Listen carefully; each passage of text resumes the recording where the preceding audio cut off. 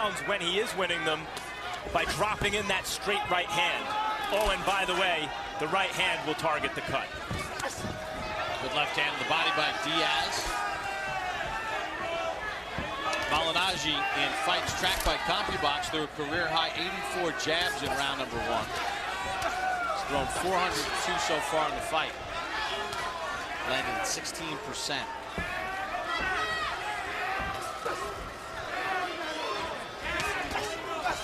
Lennox, we're at a point in the fight here in round 8. You know, Malinaggi's corner is giving him good instruction. Diaz, of course, with Ronnie Shields, he always gets good instruction. Is this where it gets mental of who, as they start getting tired, and you take us into the ring when you fought, where who is more mentally disciplined as they fatigue to stick with the plan and execute it? Yeah, you have to stay focused, and you really have to stay with the game plan.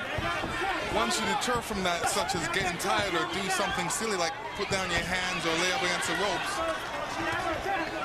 is the wrong thing to do. But Malignaggi's doing the right thing. Diaz needs to get in there and score some punches. You know, a lot can happen in a couple rounds. One punch can change the whole process of this whole fight. Nice combination from Malignaggi after Diaz threw a punch that kind of hit the back of the head of Malignaggi, but the sweat flew out and the fans reacted with a big ooh. For Malignaggi, the approach here maybe should be more cerebral and more focused, where focus may be more important for him. For Diaz, as the fight wears on and fatigue sets in, it's muscle memory. He's used to fighting at this pace. Tell you what, Malinaggi's about to lose his trunks. I mean, in the back, they are falling down. He's got all those tassels, there's water, probably getting heavy. Let's fix that. He can't fix it, he's got gloves on. And they're literally falling off right now.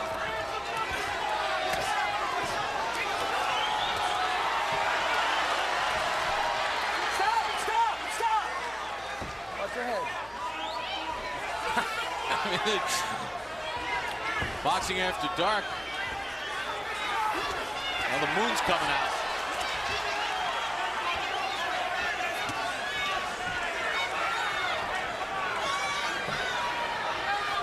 Malignaggi did some good things in this round with his jab. Maybe he should fight with his trunks this way all the time. How does not see that? We're in a break. Can we please pull him up?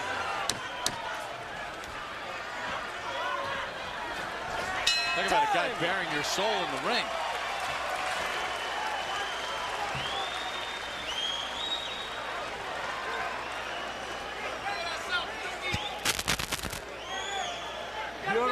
Beautiful boxing clinic. That's what I want. For the biggest names and topics in sports, don't miss the premiere of the next installment of Joe Buck Live. Join the Emmy Award-winning broadcaster on September 22nd for conversations with big names about big issues in the world of sports. September 26th, Vitaly Klitschko puts his heavyweight title on the line when he steps into the ring with all-action brawler Chris Arreola from the Staples Center in Los Angeles, California. You gotta cut the ring off. You stand a little bit too high. Stay down. Give me no Bobby Reeves, okay? But when he jab with him. That's what we work on every day now. Come on. Let's go to work. Let's go, coaches.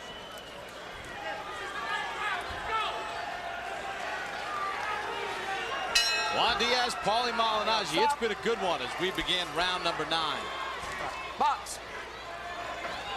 No knockdowns in the fight. Malignaggi cut left eye round number 1. Diaz was cut left eye round number 2. Then Diaz was cut again from an accidental clash of heads later in the fight.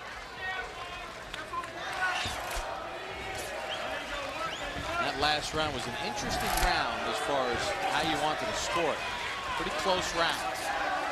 One of those swing rounds that winds up showing up in the final scoring.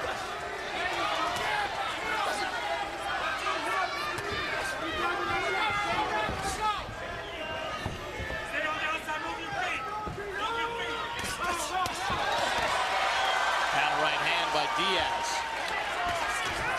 Malignaggi still has some good speed, good jab, keeps it going. Stop! No punching, no punching. What do you think about Ronnie Shields' advice to Diaz? Hey, we worked on this. When he jabs, jab with him. Well, I mean, that's a good advice, because what it does is, you know, it gets his jab out there as well.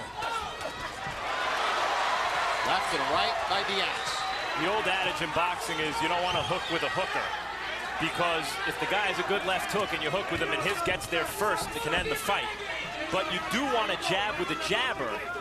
Jab is unlikely to end the fight even if the other guy's lands, and meanwhile you get yours untracked and maybe disrupt your opponents.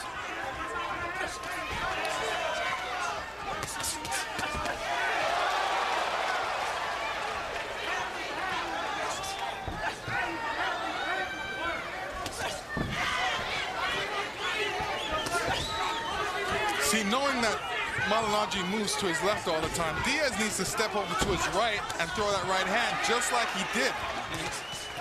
Just missed with the big one.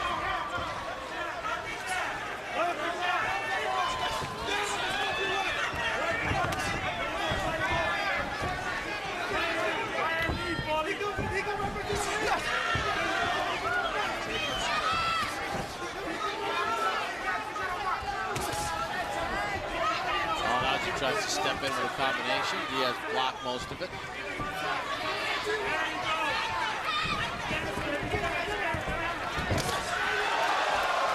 There's that right hand I'm telling you about that he needs to do. He needs to come back with that hook. Isn't it incumbent upon Malignaggi to vary it up a little bit and move to his right? Yeah, but I mean, right now Malignaggi's comfortable moving to his left, and this is where you form habits. This is what he's used to doing. But you know, it only takes one punch and he can move the other way. So right now he's comfortable moving to the left. He's not under too much danger. There's a little bit of danger with that right hand of Diaz, but it hasn't caught Malignaggi yet.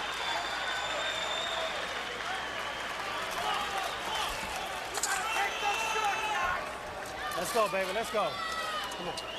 Well, I hope you're enjoying tonight's triple header. We got things started with Danny Jacobs out of Brooklyn, New York, undefeated at 17-0, taking on 31-year-old Ishe Smith. Things got pretty heated, some punches after the bell.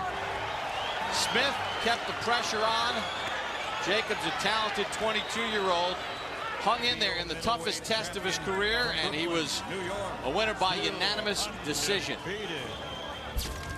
They might command some protect yourselves at all times. Then in our second fight, good luck. Robert Guerrero and Malcolm Clausen, with Clausen's 130-pound belt on the line. Guerrero stuck to a game plan, stayed disciplined. And Max, we found out later that probably broke his left hand in the fourth round and fought through it and took Clausen's title. Best performance of Guerrero's career. And now we've got Malignaggi and Diaz, round number 10 underway, and a tight one. Let's check in with Harold Letterman.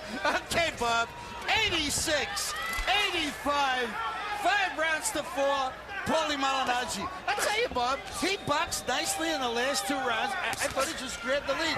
I had him down around, but in rounds 8 and 9, Paulie Malignaggi moved, used that up jab again. You know, he's got that left hand way down. He comes up with the jab. A lot of straight right hands, and didn't get nailed too often because he was moving. But Juan Diaz chases you. If he can't hit you, when he chases you, he can't hit you. But when you slow up, he nails you with a hard hook. Paulie Malignaggi just kept moving, won 2 rounds in a row, took the lead. I've got it very close, 5-4 Malignaggi, based on clean punching, especially with that up jab. You know, Harold, I think you count as a New York judge. And if the New York judge has Malignaggi up around, I'd be shocked if the Texas judges didn't have Diaz up. Could very well be. I mean, I think you couldn't qualm if you had Diaz up by 1 round. I mean, it's some pretty close action. Good action just then. Back and forth.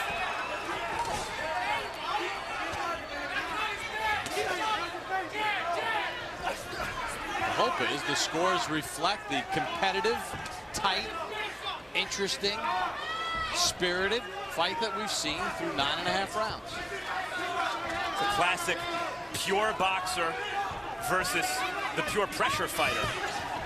And though neither guy's a big puncher, kind of makes for a good fight. It doesn't seem like either guy's in danger of being knocked out with a shot. Based on their histories, you wouldn't think that's the case. But Max, you did say earlier that Diaz applies a lot of pressure and throws a lot of punches. And my answer to that is you cannot if you can't hit what you can't catch, you can't